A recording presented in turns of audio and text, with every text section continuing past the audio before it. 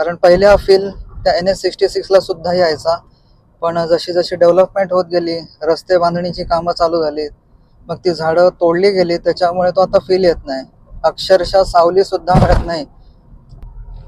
मग तो प्रवास तुम्हाला आयुष्यभर लक्षात राहतो की अरे हा, आपण एक छान छान गोष्टी पाहिलेल्या, हा प्रवास करून निवडा.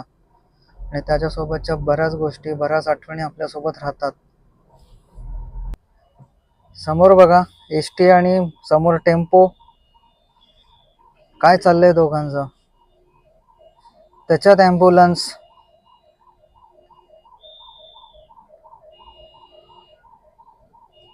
रिक्षावाला राईट हँड साईडने. गांधारपाले लेण्यासाठी इथून तुम्ही एक्झिट घेऊ शकता लेफ्ट हँड साईडने.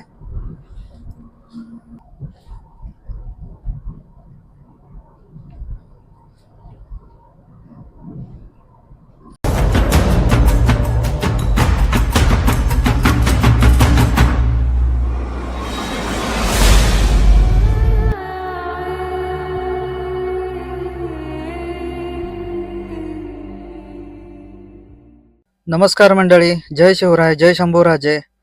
आपण आज एक नवीन ट्रिप प्लॅन केली आहे. इथून जाणार आहेत आपण चिपळूणला. त्याच्या आधी खेडला जाणार आहेत.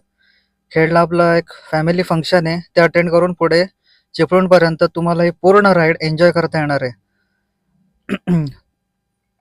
तर मित्रांनो, आता मी आहे खोपोलीला आणि इथून खोपोली मार्गे मी जाणार आहे पाली, निजामपूर करत माणगावला एक्झिट होणार आहे आणि तिथून आपला कोकण रोड NH66 घेणार आहोत आपण. तर चला मंडळी, आपण आता प्रवासाला सुरुवात करूया आणि त्यासोबत गप्पा गोष्टी सुद्धा करूया. चला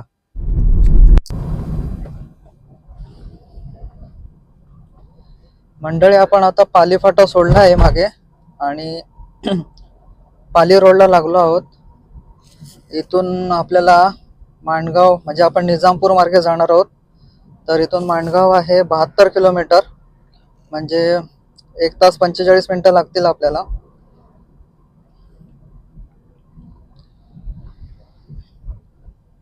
हा रोड मुद्दामून घेतला कारण तो रोड अजूनही खराबच आहे, जुना NH66, जुना मुंबई गोवा हायवे टिल वाकलन फाटा असेल किंवा इंदापूर माणगाव पर्यंत असू शकतो खराब. आणि डायव्हर्जन्स पण खूप आहेत तिकडे, त्याच्यामुळे मग हाच रोड घेण्याचं मी ठरवलं.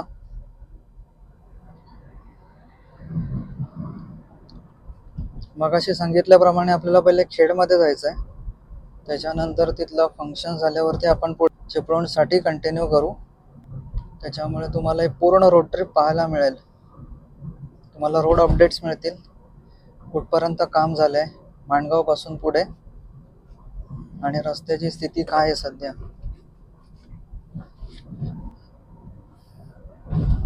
हा मित्रांनो, रस्ता पण खूप चांगला आहे.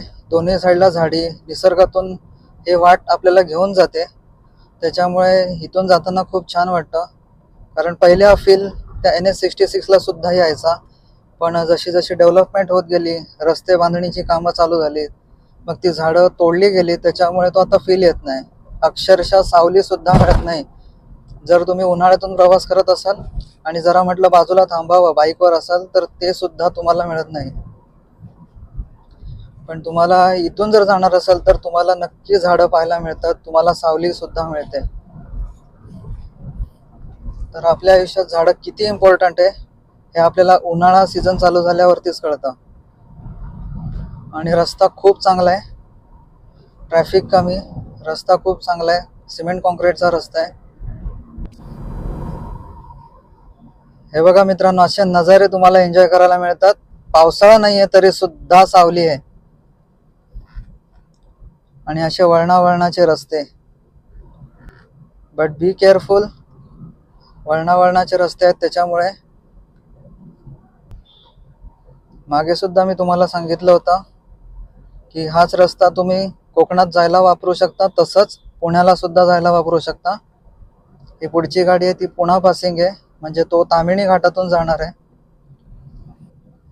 तर पाली सोडल्यानंतर तुम्ही निजामपूरला जाताना तामिणी घाटात, म्हणजे पुणा साईडला जायला सुद्धा एक घाट रस्ता लागतो, तोच तुम्हाला पुण्याला घेऊन जातो. आणि दुसरा रस्ता जो तुम्ही राईटने गेलात तर तुम्ही कोकण साईडला निघता, म्हणजेच माणगावला.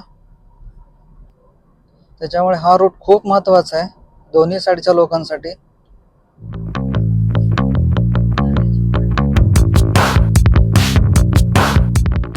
फक्त संध्याकाळी हा रूट घेऊ नका, कारण घनदाट जंगल, स्ट्रीट लाईट्स नाही आहेत.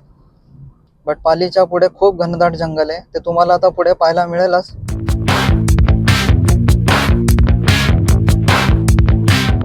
मंडळी, आता आपण पाली वरून निघालोय. मंदिरात गेलो नाही कारण गर्दी पण खूप होती त्याच्यामुळे, आणि आपल्याला फंक्शनला पोचायचं लवकरात लवकर, त्यासाठी दर्शन नाही घेतलं. तर आता आपण निजामपूरसाठी हा रस्ता घेतला आहे, जो पालीवरून पुढे कंटिन्यू होतो. आणि हाच रस्ता पुढे मगाशी म्हटल्याप्रमाणे तामिळीला सुद्धा जातो, म्हणजेच पुण्याला.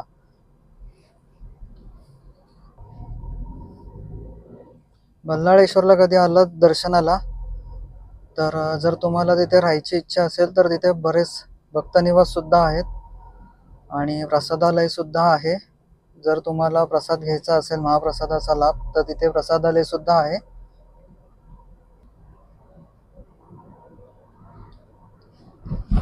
आता वाजलेत 11 आणि आपल्याला माणगावला पोचायला अजून 50 मिनिटं दाखवत आहे आणि 37 किलोमीटरची रनिंग आहे इथून माणगाव.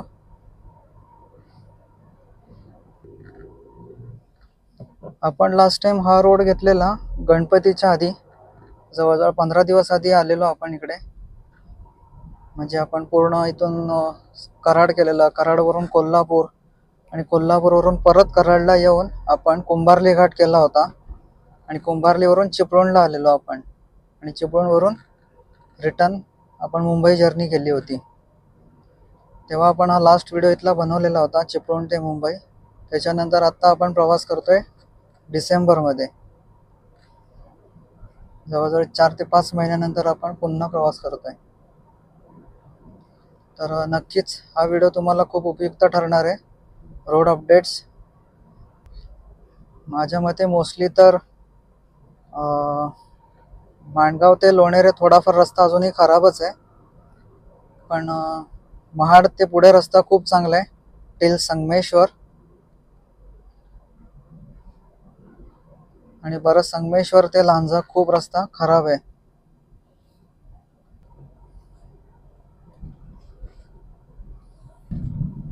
हे बघा मित्रांनो, घनदाट जंगल चालू झालेलं आहे आता.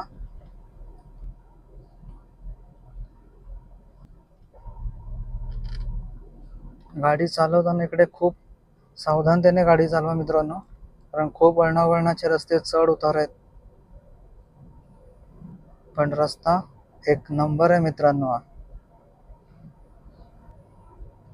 आपल्या चॅनलवरचा दुसराच व्हिडिओ कोकणातलाच होता मित्रांनो. तेव्हा सुद्धा आपण हाच रूट घेतला होता आणि कंटिन्युअसली आपण ज्या ज्या वेळेला कोकणात गेलो त्या त्या वेळेला हाच रूट घेतलेला.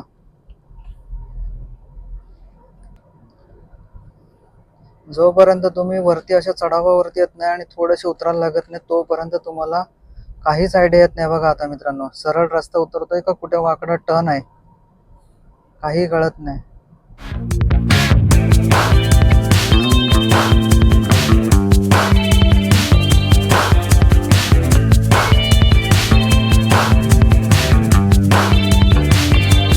ओव्हरटेक करण्याचा बिलकुल प्रयत्न करू नका. किती रस्ता खाली असला तरी सांगू नाही शकत, कारण आपल्यासारखे समोरून येणारे सुद्धा गाडीवाले स्पीडमध्ये असतात, कारण त्यांनाही असंच वाटतं की रस्ता पूर्णपणे खाली आहे.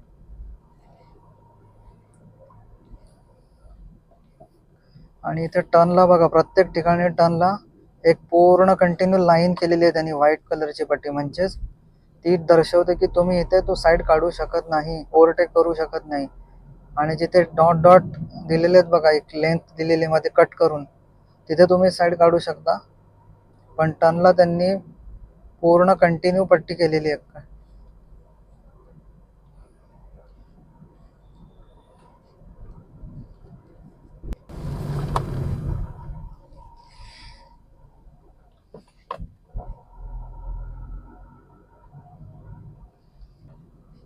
हे बघा मित्रांनो, हा जो समोरचा जो रस्ता चाललाय तो जातो पुण्याला तामिणी घाटातून, आणि आपण घेणार आहोत इथून राईट.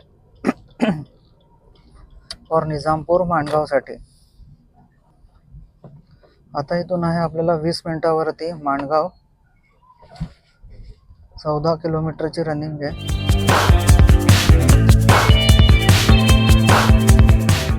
हे बघा, इथून सुद्धा तुम्ही जाऊ शकता. मुळशी आहे इथून 52 किलोमीटर, पुणे 97, आणि आपण इथून परत घेत आहोत राईट.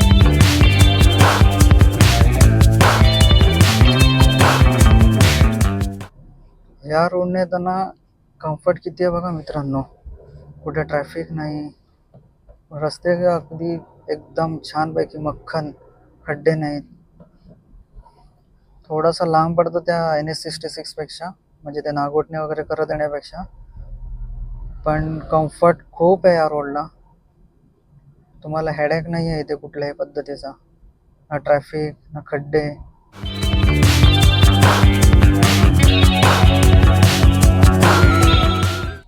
आजचा प्रवास इथून करताना मला जे आपल्याला शहरात दिसत नाहीत, गायींचं दर्शन होत नाही, ते आपल्याला इकडे खूप झालं आज. आता कॅमेऱ्यात खूप वेळा कमी काहीच झालंय, पण मी खूप ॲक्च्युली बघितले.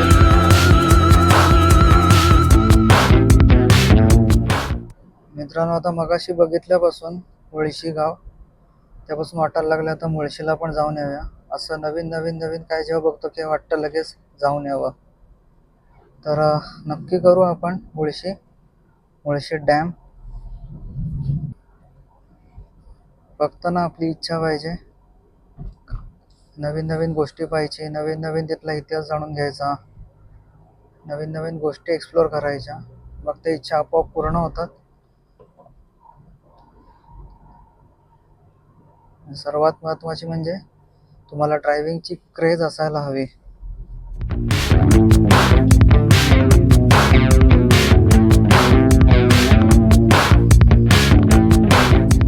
मग तो प्रवास तुम्हाला आयुष्यभर लक्षात राहतो की अरे हा, आपण एक छान छान गोष्टी पाहिलेल्या, हा प्रवास करून निवडा.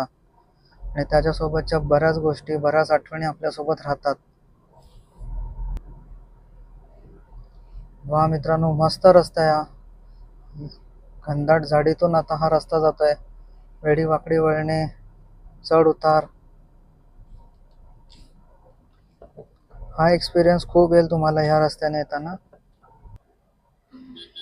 आपण आता पोचलो आहोत माणगावला. माणगाव हायवेच्याच इथे पलीकडच्या साईडला ST स्टँड आहे, आणि ह्याच व्हिज्युअल प्रमाणे इथे थोडासा ट्रॅफिक लागलाय. आणि आता आपण इथून घेत आहोत लेफ्ट.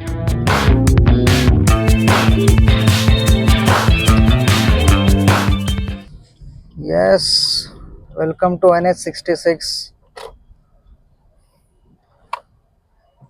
समोर बघा ST आणि समोर टेम्पो. काय चाललंय दोघांचं, त्याच्यात ॲम्ब्युलन्स.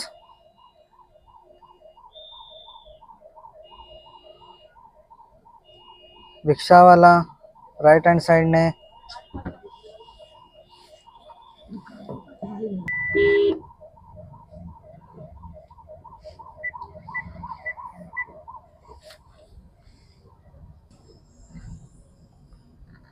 किती ट्रॅफिक आहे बघा कोकणातून येणाऱ्या गाड्यांचा.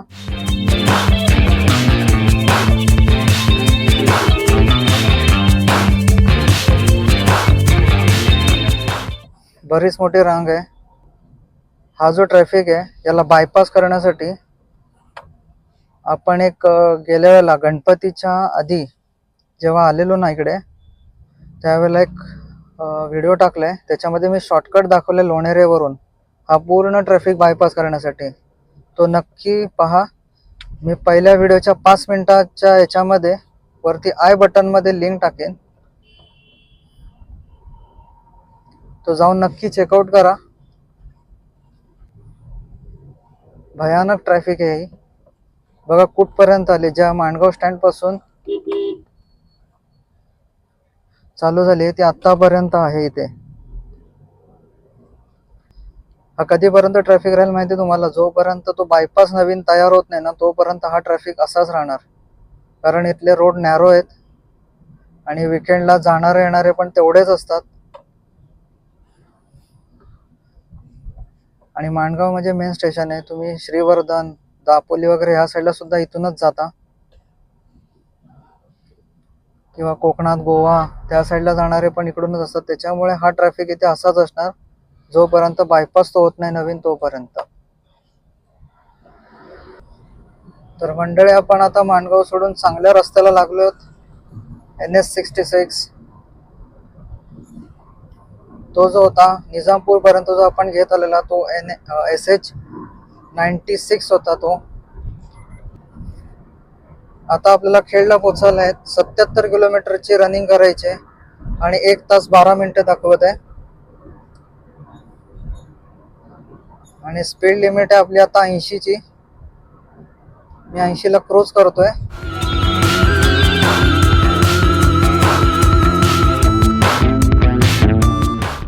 बऱ्याच दिवसापासूनचं स्वप्न होतं, आज पूर्ण होत आहे. इच्छा होती माझी कोकणात जायची, पण वन डेची नाही, राहायला जायचं होतं.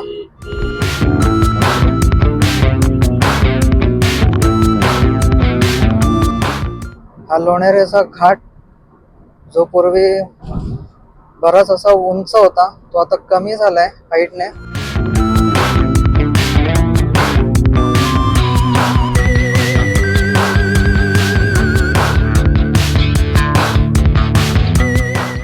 इतर ठिकाणी पण सुद्धा प्रवास करायला मला खूप आवडतो, पण आपल्या गावी आपल्या कोकणात प्रवास करायला म्हटल्यावरती एनर्जी वेगळीच फील होते आपल्यात, जी मी आता अनुभवतोय.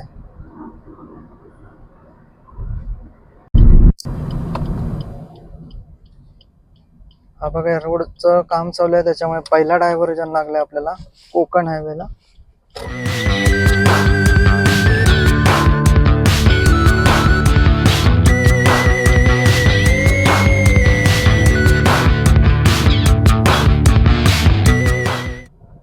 ते झालं तर लगेच चालू होईल.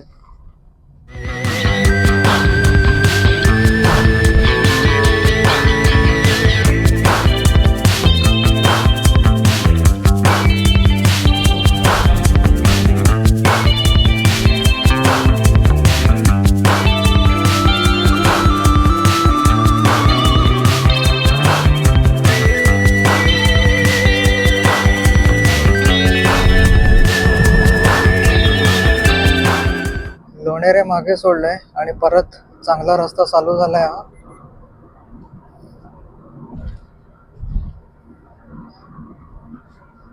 माझ्या मध्ये आता कुठेच डायव्हर्जन नसावं, पण समोरच मला पुन्हा एकदा डायव्हर्जन दिसत आहे.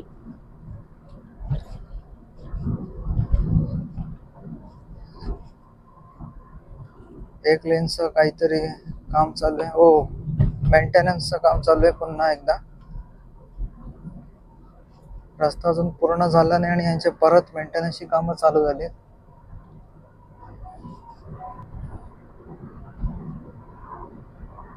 चिपळूण इथून आहे 99 किलोमीटर, रत्नागिरी आहे 187 किलोमीटर आणि पणजी 390 किलोमीटर.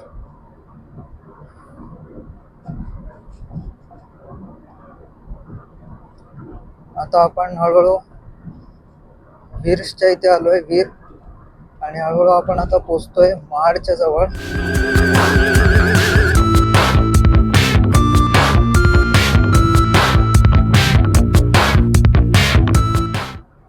जर तुम्हाला महाड शहरात उतरायचं असेल तर इथून लेफ्ट घेऊ शकता. तुम्ही सिटीमध्ये जाता, महाड सिटीमध्ये, आणि तिथून तुम्ही रायगड सुद्धा करू शकता. जर तुम्हाला रायगड किल्ल्यावर जायचं असेल तर हाच रूट आहे तुम्हाला. त्या पुढे सुद्धा एक एक्झिट घेऊ शकता.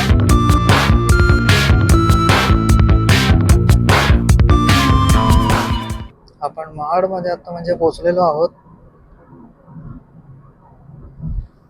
आणि आपल्या उजव्या साईडने या ब्रिजच्या खालून सावित्री नदी जाते. गांधारपाले लेण्यासाठी इथून तुम्ही एक्झिट घेऊ शकता लेफ्ट हँड साईडने.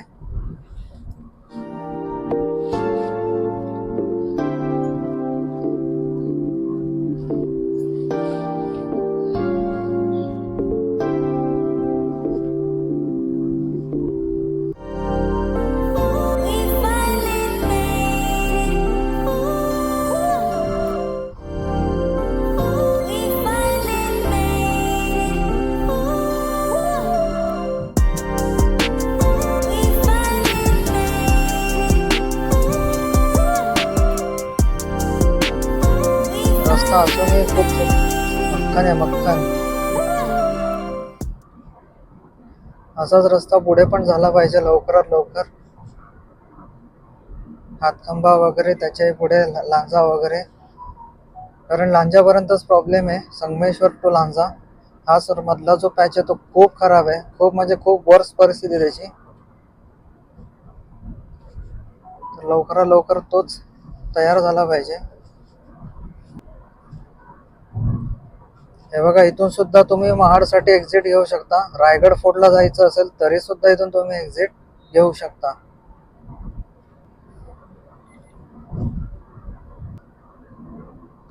महाड तसं म्हटलं तर खूप मोठं आहे. वसाहत, इंडस्ट्रियल एरिया असं मिळून खूप म्हणजे खूप मोठा महाड आहे.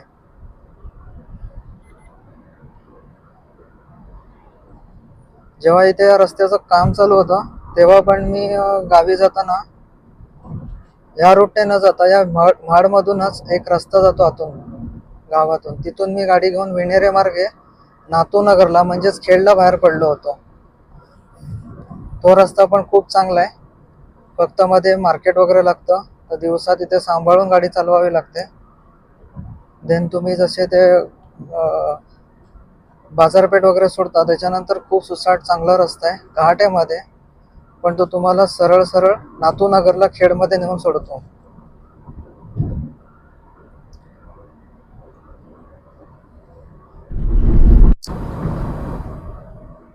इथून खालून भोरसाठी एक्झिट आहे.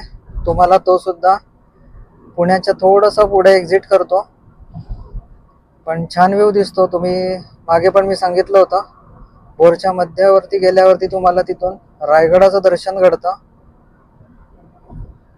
रायगड माझी दिसते तिथून तुम्हाला. आणि भोरच्या इथे बराच इतिहासकालीन गोष्टी आहेत पाहण्यासारख्या.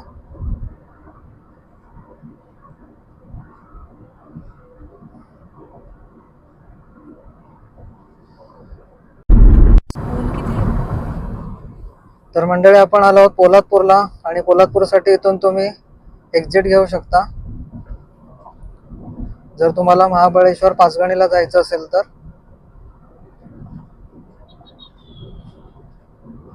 आणि आपण जात आहोत खालून, वरती पोलादपूर आहे.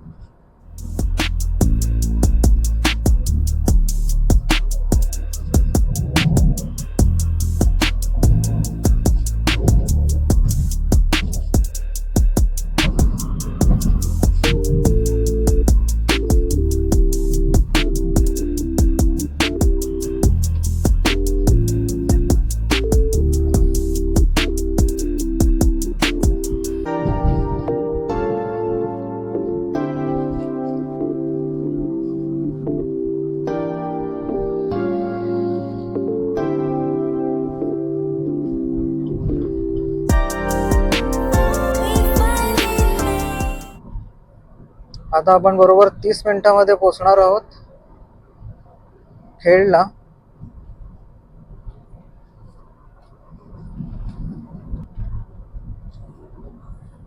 पूर्वी कशेडी घाट पार केल्याशिवाय फीलच यायचं नाही की आपण कोकणात उतरलोय. पण आता हे सर्व स्किप होतं आणि आपण जातो टनेल मधून.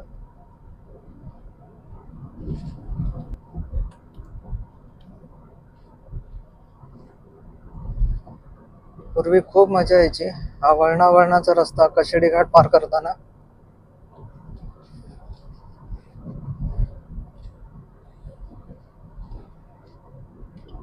आणि तो आपला आवडीचा विषय, घाटातून गाडी चालवणे म्हणजे.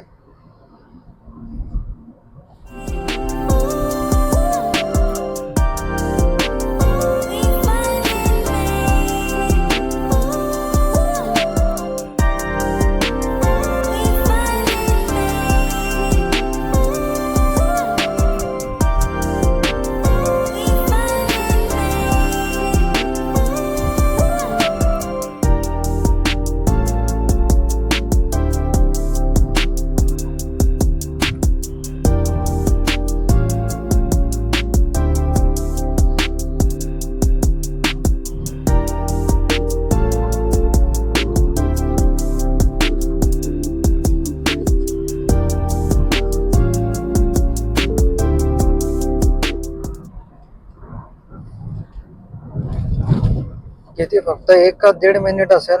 आपण 1 ते 1.5 मिनिटामध्ये पूर्ण बाहेर पडतो या बोगद्यामधून.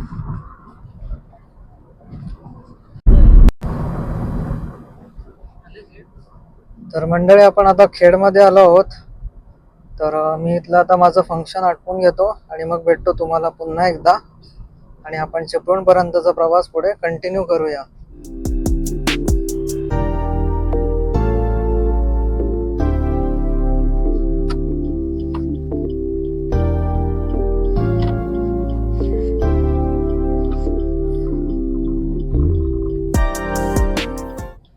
तर मंडळी आपण आता खेड वरून निघालो आहोत.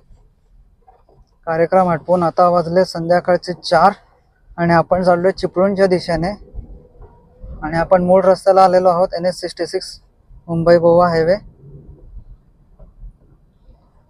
आता इथून चिपळूण आहे 33 किलोमीटर आणि आपल्याला लागणार आहे 40 मिनिटं. आणि समोरून पाहू शकता तुम्ही इथून भोसते घाट चालू होतोय.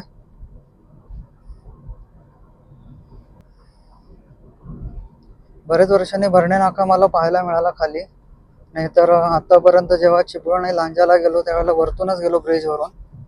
पण यावेळेला कार्यक्रम खेडमध्ये होता त्याच्यामुळे बरेच वर्षांनी भरणा नाका पाहायला मिळाला.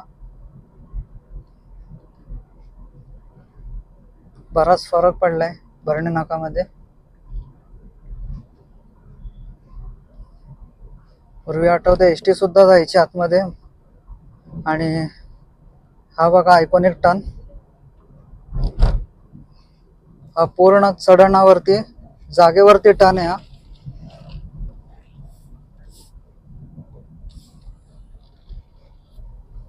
इथे स्पीड ब्रेकर अजूनही आहे ते. आता ऑलरेडी चढण आहे पण स्पीड ब्रेकरची काही गरज नव्हती. तर मंडळी आपली ही 1 डे ट्रिप आहे. इथून रिटर्न आता परत मी रात्री निघणार आहे, स्टे नाही करणार. आता आपण लोटे MIDC मध्ये आहे, तरी पण अजूनपर्यंत रस्ता एकदम चांगला आहे.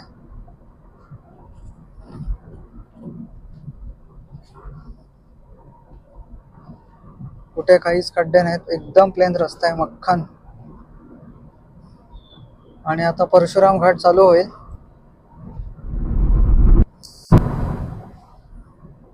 परशुराम घाटाचा व्ह्यू बघा चालू होतोय.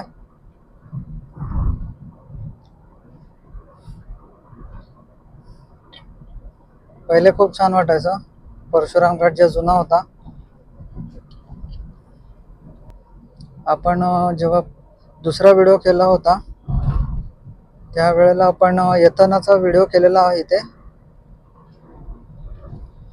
वसिष्ठी नदी दाखवलेली होती तुम्हाला परशुराम घाटातून, पण आता बहुतेक शक्य नाही होणार. येताना खूप रात्र होईल आणि आता आपण आहोत या साईडला, त्याच्यामुळे यावेळेला तर नाही करू शकत.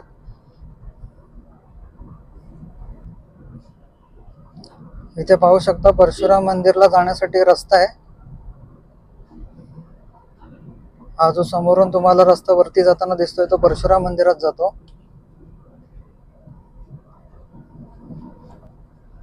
माझ्या उजव्या साईडला खूप सुंदर दृश्य दिसतंय खाली वसिष्ठ नदीचं.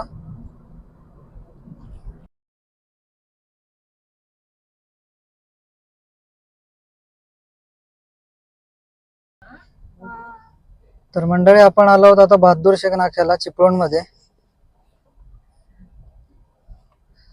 तर चला मंडळी आपण आता व्हिडिओ थांबूया इथेच, कारण ऑफिशियली आपण चिपळूण मध्ये पोहोचलेलो आहोत.